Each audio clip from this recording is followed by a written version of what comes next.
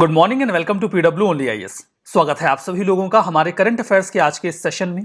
आज 19 अक्टूबर 2023 है, तो चलिए अपने इस सेशन में आगे बढ़ते हैं। आगे बढ़ने से पहले एक छोटी सी बात आपके लिए in the form of quote. Good things come to people who wait but better things come to those who go out and get them. अच्छी चीजें आपसे होंगी बट आपको उसके लिए इंतजार करना पड़ेगा। बट अगर आप उससे भी बेहतर करना चाहते हैं तो अपने घरों से निकलिए और उसके लिए काम करिए। और आप यूपीएससी के लिए अपने घर से निकल चुके हैं, मतलब आपने अपने एफर्ट्स शुरू कर दिए हैं। ऑफ कोर्स आपको कुछ बेहतर, कुछ बढ़िया मिलेगा। आज हमें वैसे बहुत सारे आर्टिकल्स डिस्कस करने हैं जो कि यहां पर आपके सामने हैं। विल डिस्कस देम, बट उसके पहले देखते हैं हेडलाइंस में क्या है। हेडलाइंस में यहां पर वही एक डिबेटेबल मुद्दा शुरू हो गया है। एक हॉस्पिटल के ऊपर मिसाइल अटैक हुआ है गाजा में, जहां पर लगभग 500 लोगों की जान गई है। अगर आप इसी न्यूज को इंडियन एक्सप्रेस में प्लॉट करेंगे तो जो डेथ टोल्स हैं उन्हें 571 बताया जा रहा है कि 571 लोग हैं जो टारगेट में आए हैं, जिनकी मौत अभी तक कंफर्म की जा चुकी है। देखिए, वॉर कैसा भी हो, अगर किसी भी कंट्री ने सिविलियन पॉपुलेशन को हिट करना शुरू किया तो वो अपने मोरल ग्राउंड्स खो देता है। यहां पर आरोप है कि इजराइल ने यह मिसाइल अटैक किया है। ऑफ कोर्स कोई भी कंट्री ये मानती नहीं कि उसने सिविलियन के ऊपर अटैक किया, स्पेसिफिकली उसने हॉस्पिटल्स को अटैक किया। आप बूचा में जो किलिंग हुई थी रशिया का याद करिए। एट द सेम टाइम एक शॉपिंग मॉल के ऊपर एक मिसाइल गिराई गई थी। रशिया ने कभी भी एक्सेप्ट नहीं किया कि ये उन्होंने किया है। सिमिलरली इजराइल ने भी यहां साफ साफ मना किया है। उन्होंने ये बोला कि पैलेस्टीनियंस ने खुद ही अपना रॉकेट फायर किया था और उनका खुद का रॉकेट उस हॉस्पिटल पे गिरा है, हमने कोई रॉकेट फायर नहीं किया है। यहां पर जो हमास है वो इजराइल को ब्लेम कर रहा है और इजराइल हमास को ब्लेम कर रहा है। दोनों का ये ब्लेम गेम चलता रहेगा कि आखिर ये मिसाइल हॉस्पिटल के ऊपर किसने गिराई। लेकिन हॉस्पिटल्स को टारगेट नहीं किया जा सकता इन एनी वॉर। हमारे जो प्राइम मिनिस्टर हैं उन्होंने भी इस पर अपना आउटरीच शो किया, अपना गुस्सा दिखाया, नाराजगी दिखाई। जो अरब कंट्रीज हैं वो भी बहुत ज्यादा गुस्से में हैं। यहां पर जो ईरान है उसने बोला कि ऑयल एम्बार्गो लगाओ, सैंक्शंस लगाओ इजराइल के ऊपर। फिलिस्तीन और जॉर्डन के जो हेड ऑफ द स्टेट हैं, जो मिलने वाले थे यहां पर बिडेन से, क्योंकि बिडेन इजराइल में मीटिंग के लिए गए हुए हैं, उन्होंने भी मिलने से साफ मना कर दिया, बोले कि अब हम नहीं मिलने वाले हैं। बिडेन जब पहुंचते हैं इजराइल में तो वो बैक करते हैं इजराइल को, ये बोल के कि प्राइमा फेसिया देखकर ये बिल्कुल नहीं लगता कि इजराइल ने ये अटैक किया है। ये पता करना चाहिए कि आखिर ये अटैक किसकी ओर से हुआ है, इजराइल की ओर से या फिर हमास की ओर से। सीधी सी बात ये है कि आज हमास इस चीज के लिए भले ही चिल्ला रहा हो कि हाँ अटैक कर रहा है इजराइल, लेकिन जब हमास 20 मिनट के अंदर 5000 मिसाइलें दाग रहा था इजराइल के ऊपर, तो क्या उसको ये नहीं पता था कि ये होने वाला है। इजराइल ने 4 अरब वॉर्स जीते हैं, अरब इजराइल वॉर्स, और सबको पता है कि इजराइल की कैपेबिलिटी क्या है। तो हमास किस ग्राउंड के ऊपर ये अटैक प्लान कर रहा था। कोई भी कंट्री जब एग्रेसर हो जाती है, अटैक पहले कर देती है, तो वो अपने सपोर्ट के ग्राउंड्स वैसे ही खो देती है। हालांकि कंट्रीज किसको सपोर्ट करेंगी वो उनके नेशनल इक्वेशंस पे बेस्ड है। जैसे रशिया, यूक्रेन वॉर में रशिया एग्रेसर था लेकिन इंडिया ने रशिया को सपोर्ट किया। वाइल हमास इजराइल वॉर में इजराइल डिफेंडर है, हम डिफेंडर को सपोर्ट कर रहे हैं। तो स्टेट पॉलिसी तो ये होती है कि जिसके साथ आपके अच्छे संबंध हैं आप उसको डिफेंड करते हो, उसको सपोर्ट करते हो। लेकिन अगर आपसे इंटरव्यू में स्टैंड लेने को कह दिया जाए तो आप किसे सपोर्ट करोगे?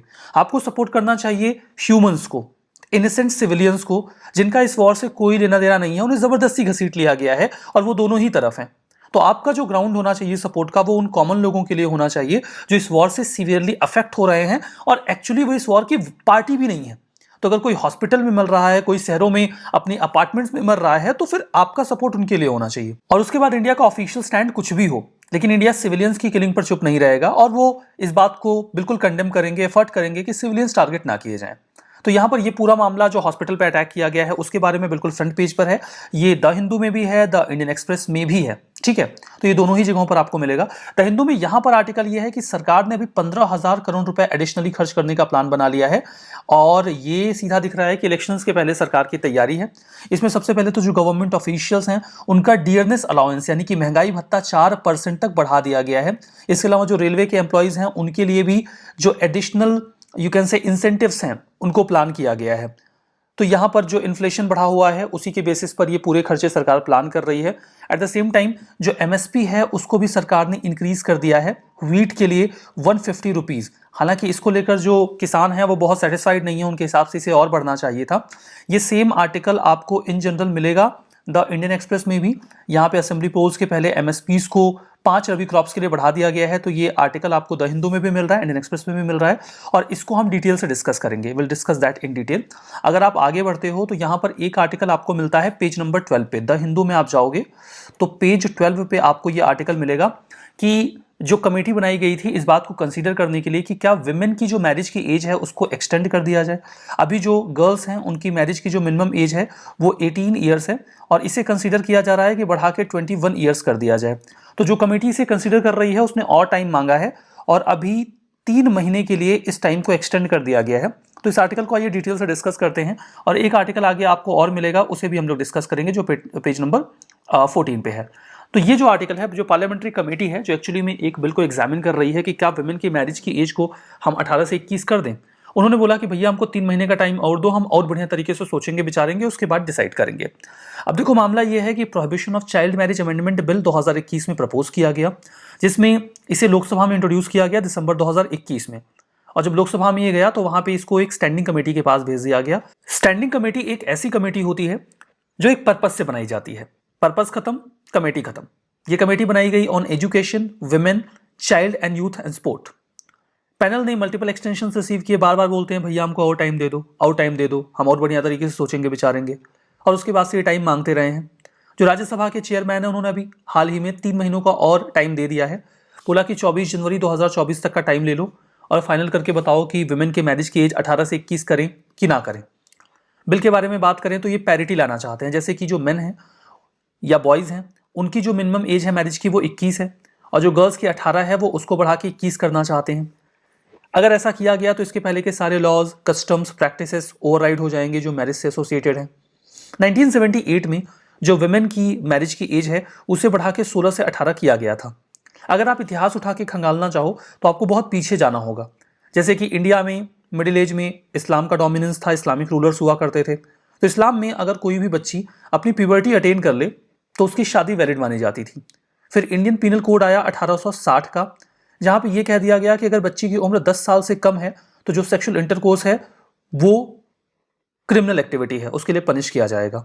1880s में एक लीगल फ्रेमवर्क तैयार किया गया कि एज ऑफ कंसेंट क्या होनी चाहिए शादी की। सारदा एक्ट आता है 1929 में, जहां पर विमेन की जो एज है उसे 14 और मेन की एज 18 डिसाइड की जाती है।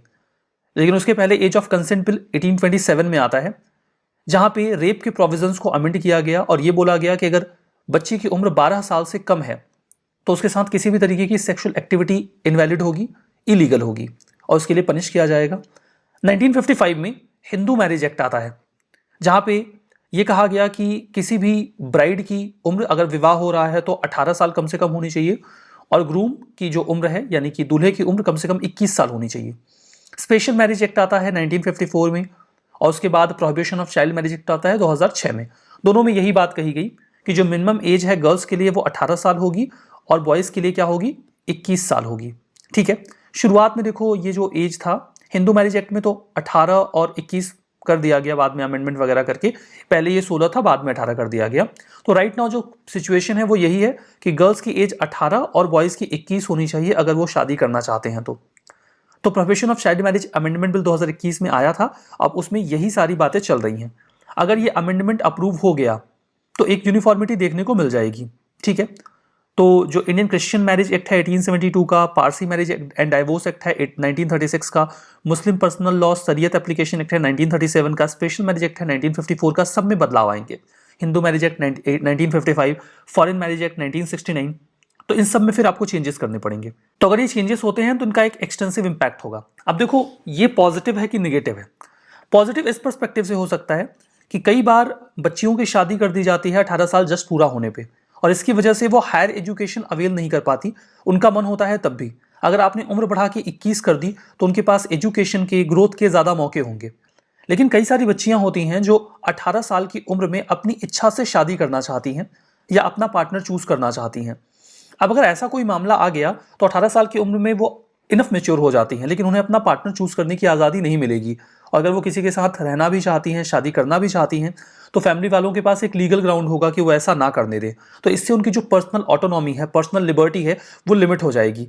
यहाँ पर मैं आपका ओपिनियन चाहता हूँ, जेन्युइनली मैं आपका ओपिनियन चाहता हूँ कि आप ये बताओ कि अगर जो बच्चियां हैं, लड़कियां हैं, उनकी शादी की उम्र, विवाह की उम्र 18 से 21 कर दी जाए, तो आपको क्या लगता है कि इससे उन्हें फायदा होगा या नुकसान होगा? और आपका इंडिविजुअल ओपिनियन क्या है कि उनकी विवाह की उम्र 18 से 21 कर दी जाए या फिर ना कर दी जाए? स्पेसिफिकली गर्ल्स, मैं आपका ओपिनियन तो जानना चाहूंगा कि आपको क्या लगता है कि अगर ये जो विवाह की उम्र है 18 से 21 की जाएगी तो इससे फायदा होगा गर्ल्स को या फिर नुकसान होगा? अपना ओपिनियन आप कमेंट बॉक्स में जरूर दीजिएगा, कम से कम इस मुद्दे पे जरूर दीजिएगा, क्योंकि ये मुद्दा अभी हाईलाइटेड रहेगा, बना रहने वाला है और आपका ओपिनियन यहां पे मैटर करेगा।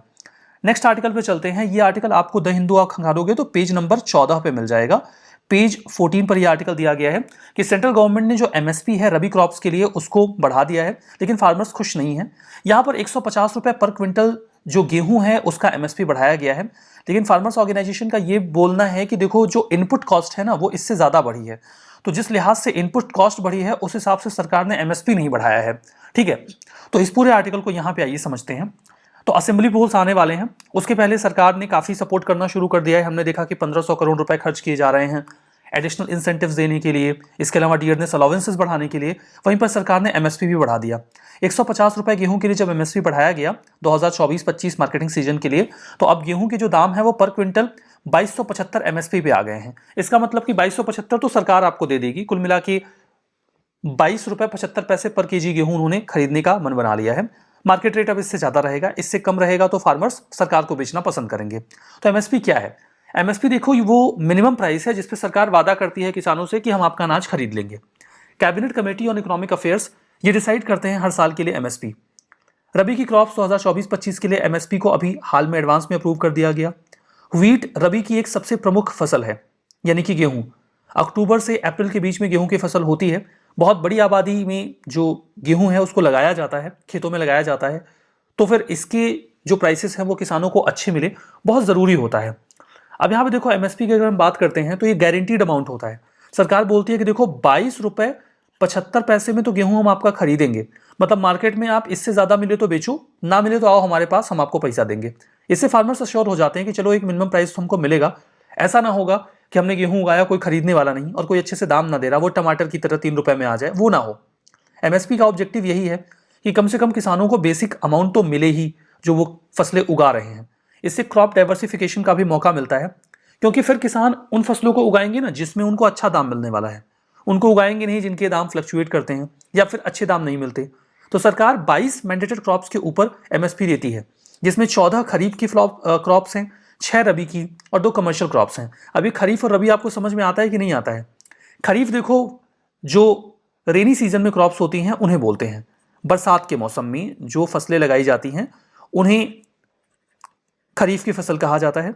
और रबी की फसल वो होती है जो विंटर में होती है। विंटर में आप इसको याद रखना चाहो तो ऐसे याद रख सकते हो कि रबी या रवि, रवि सूर्य का यानी कि सन का पर्यायवाची होता है। सन का पर्यायवाची है रवि।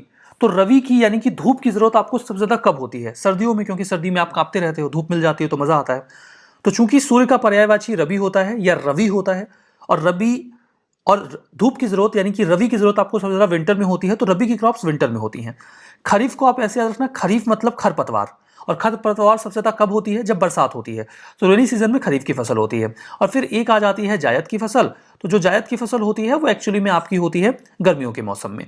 तो ये आपको बेसिक मैंने आपको याद रखने के लिए बता दिया। तो commission for agriculture cost and prices ये एमएसपी रिकमेंड करते हैं, और cabinet committee on economic affairs इन्हें अप्रूव करके फाइनल डिसीजन लेते हैं। तो ये दोनों बॉडीज आप याद रखिएगा कि commission for agriculture cost and prices recommend करता है, cabinet committee on economic affairs इसको अप्रूव करता है। यहां पे देखो लिस्ट दी गई है। ये तो एक्चुअली में खरीफ के सीजन के लिए है, यानी कि बरसात में जो फसल लगाई जाएंगी सब में देखो हाइक देखने को मिलेगी आपको। 10% से लेके 8%, 7%, 6% और 5% तक यहाँ पर जो इंक्रीज है, हाइक है, वो हमें एमएसपी में देखने को मिली है। यहाँ पे देखो जो हमारा आर्टिकल अगला है वो वर्ल्ड फूड इंडिया के बारे में है। देखो मैंने सरकार से बोला कि मेरे पास खूब सारे टमाटर हैं और मैं टमाटर की चटनी की एक फैक्ट्री लगाने वाला हूं, आप मुझको पैसा दे दो। या फिर मैंने उनको बोला कि मेरे पास ना खूब सारा मोटा अनाज है और ज्वार या बाजरा, और मैं उससे बनाना चाहता हूं कुछ रॉ फूड जो पैकेट में मैं पैक करूंगा और लोगों को खिलाऊंगा, क्योंकि इससे खूब सारा फायदा होता है। या फिर मैं इससे दलिया बनाना चाहता हूं, आप हमको पैसा दे दो ना। सरकार ने बोला देखो हम तो आपको पैसा नहीं देंगे। हमने बोला आप सरकार किस बात की हो पैसा नहीं दोगे? तो सरकार का काम क्या है? लोगों को पैसा देना। और क्या काम है सरकार का? बोले देखो हम आपको पैसा ऐसे तो नहीं देंगे लेकिन दिलवा देंगे। हमने कहा कहां से पैसा दिलवाओगे? तो उन्होंने कहा वर्ल्ड फूड इंडिया का हम सेकंड एडिशन लगाने वाले हैं, वहां पे आप जाओ, अपना आइडिया लेके, खूब सारे इन्वेस्टर आएंगे, उनको बताओ कि आप कितना बढ़िया तरीके से बना के बेचने वाले हो, वो लोग पैसा लगाएंगे। तो सेंट्रल गवर्नमेंट ने अभी हाल ही में ये बोला है कि 75,000 करोड़ का इन्वेस्टमेंट आने वाला है फूड प्रोसेसिंग सेक्टर में, जब हम वर्ल्ड फूड इंडिया का सेकंड एडिशन ऑर्गेनाइज करवाने वाले हैं नवंबर 3 से 5 के बीच में दिल्ली में। क्या होगा ये? देखो, ये सबसे पहले तो देखो, इंडिया फूड इकोनॉमी में काफी ज्यादा आगे है। यहाँ लोग भर भर के खाते हैं, जो मिल जाए खाते रहते हैं, सुबह से शाम तक खाते रहते हैं। तो फूड इकोनॉमी इंडिया की बहुत बढ़िया है। ये गैदरिंग है वर्ल्ड फूड इंडिया। यहाँ पे manufacturers, producers, food processors, investors, policy makers, organisation सब आएंगे पूरी दुनिया से, फूड इकोसिस्टम से जो जुड़े हुए हैं। मिनिस्ट्री ऑफ फूड प्रोसेसिंग और इंडस्ट्रीज इसको ऑर्गेनाइज करवाता है। वर्ल्ड फूड इंडिया का जो पहला एडिशन है वो 2017 में आया था और अब 6 साल बाद ये दूसरा एडिशन सरकार ऑर्गेनाइज करवा रही है। तो एक प्रॉमिसिंग प्लेटफॉर्म होगा जहां पे आप दिखाओ कि आपके पास क्या प्रोडक्ट है, रिटेल में, प्रोसेसिंग में, इसमें टेक्नोलॉजी ट्रांसफर भी हो सकता है, मैन्युफैक्चरिंग, कोल्ड चेन, लॉजिस्टिक्स, इन सब के ऊपर इन्वेस्टमेंट मांगा जा सकता है और इन्वेस्टर्स को लगेगा आपका आइडिया प्रॉफिटिंग है, वो इन्वेस्ट करेंगे। इन्वेस्टमेंट अपॉर्चुनिटीज बैकवर्ड लिंकेजेस के लिए हो सकता है, मतलब ऐसे एरियाज जहां पर इन्वेस्टमेंट अपॉर्चुनिटीज नहीं है उनको लिंक कर दिया जाए। Processing equipment, research and development, cold chain, storage, startup, इन सब के लिए। यहां पर जो मिलेट्स हैं उन्हें सुपर फूड की तरह लिवरेज किया जाएगा। सुपर फूड वो फूड होते हैं जिनकी न्यूट्रिशनल वैल्यू बहुत ज्यादा होती है। इंडिया को एक ग्लोबल हब के तौर पे तैयार किया जाएगा फूड प्रोसेसिंग में। हम स्ट्रेटेजिक सेगमेंट को और बेहतर करेंगे, एफिशिएंट इकोसिस्टम डेवलप करेंगे और सस्टेनेबल डेवलपमेंट की ओर आगे बढ़ेंगे। यूनाइटेड नेशंस ने 2023 को इंटरनेशनल ईयर ऑफ मिलेट्स भी डिक्लेयर कर दिया है। मिलेट्स मतलब मोटा अनाज, ज्वार, बाजरा, मक्का, ठीक है, ताकि हम मिलेट्स का जो कंजम्पशन है, प्रोडक्शन है, उसे बढ़ा सकें। हमारा जो अगला आर्टिकल है वो सुप्रीम कोर्ट के कोलेजियम के बारे में है। सुप्रीम कोर्ट के कोलेजियम में, जिसको हेड कर रहे हैं चीफ जस्टिस डीवाई चंद्रचूड़, उन्होंने 13 एडवोकेट्स का नाम सजेस्ट किया है हाई कोर्ट के जजेस के लिए। अपॉइंटमेंट और ट्रांसफर जजेस का कैसे होता है? देखो, इसे जजेस का एक ग्रुप रिकमेंड करता है जिसे हम कोलेजियम कहते हैं। कोलेजियम में एक होते हैं हमारे CJI यानी कि चीफ जस्टिस ऑफ इंडिया और 4 होते हैं सीनियर मोस्ट जज। जो कोलेजियम होता है वो इन नामों को रिकमेंड करता है यूनियन गवर्नमेंट को। यूनियन गवर्नमेंट जब उसे अप्रूव कर देती है तो वो चला जाता है प्रेसिडेंट के पास और प्रेसिडेंट उन सभी लोगों को अपॉइंट कर देते हैं। यही प्रक्रिया है अपॉइंटमेंट की। अगर यहां पर यूनियन गवर्नमेंट को दिक्कत है तो वो इस लिस्ट को एक बार रिकंसिडरेशन के लिए वापस भी भेज सकते हैं, लेकिन वो लिस्ट अगर कोलेजियम ने रिटर्न कर दी ज्यों का त्यों भी, तो आपको मानना पड़ेगा और आपको उसी नाम को अपॉइंट करना होगा। अगर आप जुडिशियल प्रोसेस में आगे बढ़ो तो देखो कि 1993 के पहले का सिस्टम क्या था जब कोलेजियम सिस्टम इवॉल्व नहीं हुआ था, या सिंपली अगर मैं कहता हूं तो 1982 के पहले क्या होता था। 1982 के पहले जो लॉ मिनिस्टर होते थे वो जजेस का नाम सजेस्ट करते थे, लॉ मिनिस्टर। और जब वो ये नाम सजेस्ट करते थे तो ऐसा करते वक्त वो CJI के साथ कंसल्ट कर लेते थे कि देखो हम ये नाम सजेस्ट कर रहे हैं जजेस के लिए, ठीक है ना? वो बोलते थे हाँ ठीक है, बाकी 1-2 नाम बदल दो, तो बोलते थे तो बदल भी देते थे। और फिर वो नाम चला जाता था किसके पास? प्रेसिडेंट के पास, और प्रेसिडेंट अपॉइंट कर देते थे। मतलब 19 अगर आप देखो सिंपली तो 82 के पहले जुडिशियल अपॉइंटमेंट में एक बहुत बड़ा रोल गवर्नमेंट का होता था, लॉ मिनिस्टर का होता था। लेकिन 1982 में विवाद आया जब आता है फर्स्ट जजेस केस। 3 जजेस केस आए हैं जिसके बाद कोलेजियम सिस्टम इवॉल्व हुआ। इस केस को SP गुप्ता केस भी बोलते हैं।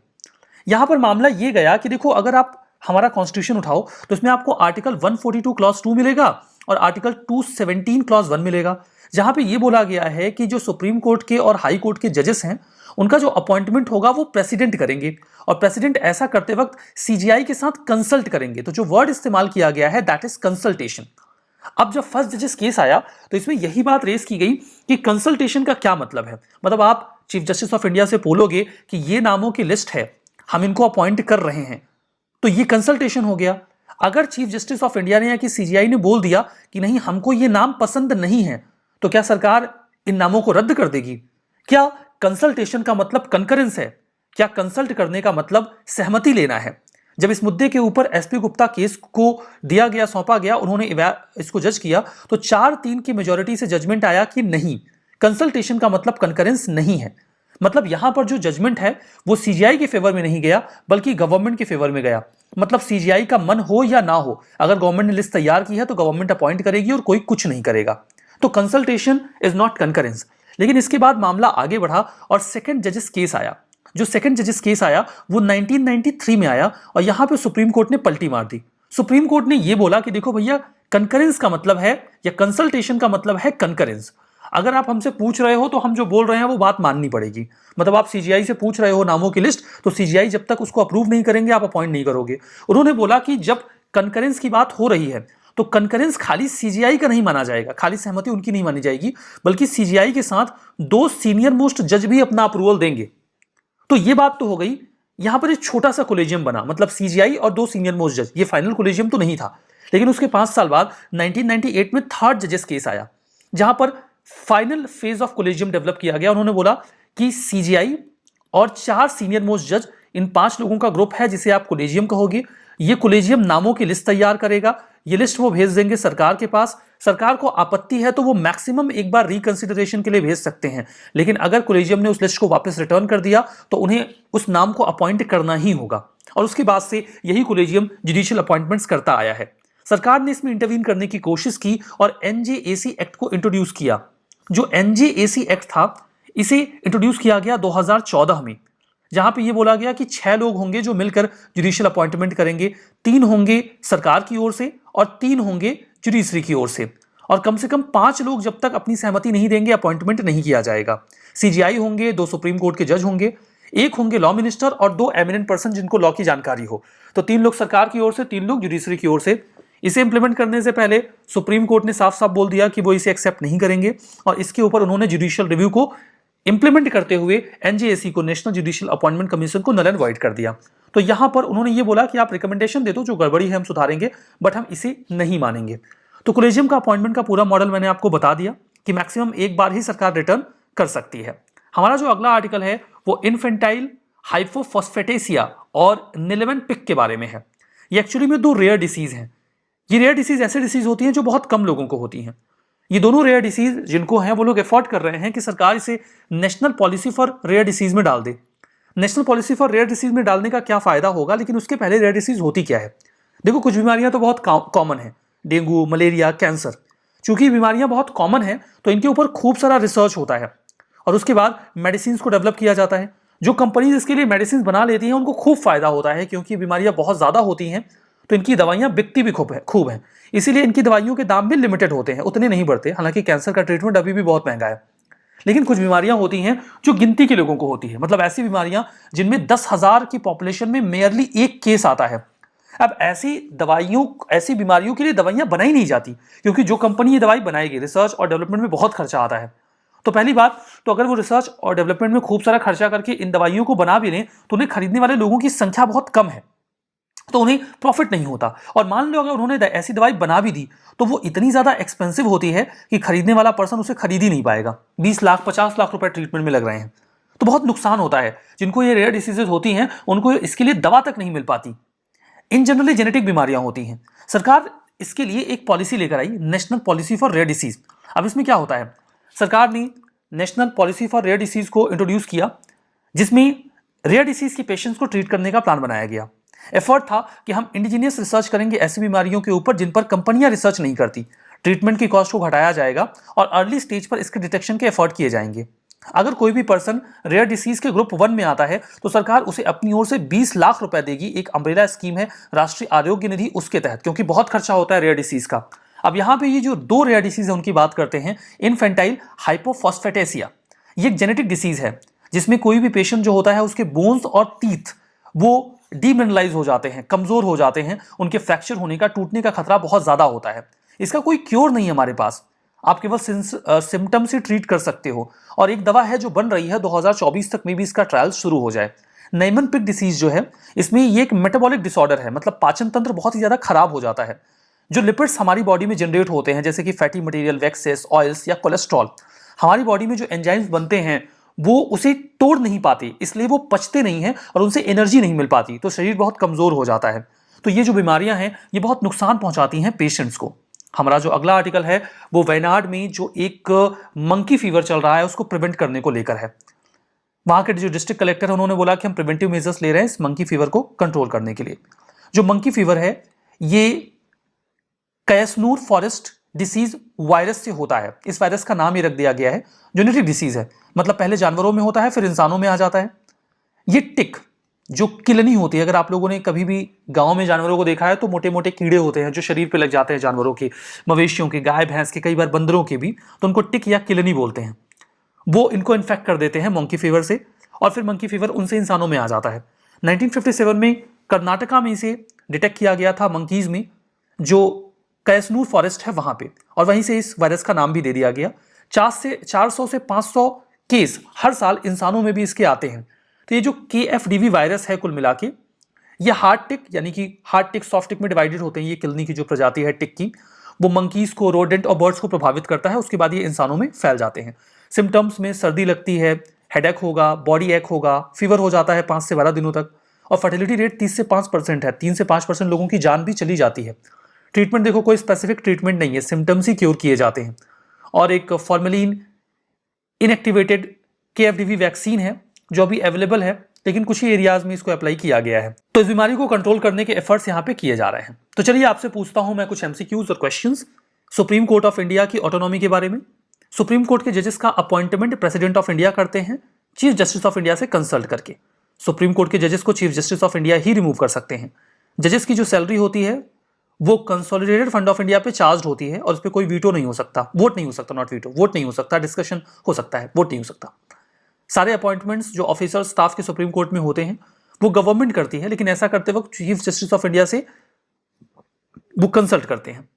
यहां पर आपके पास 4 ऑप्शन हैं और आप अपना सही जवाब कमेंट बॉक्स में बताएंगे। PYQs की बात करते हैं। यहां पर जो सभी सीरियल्स हैं, पल्सेस हैं, ऑयल सीड्स हैं, उसके लिए जो MSP है वो अनलिमिटेड है स्टेट्स और यूटीज में।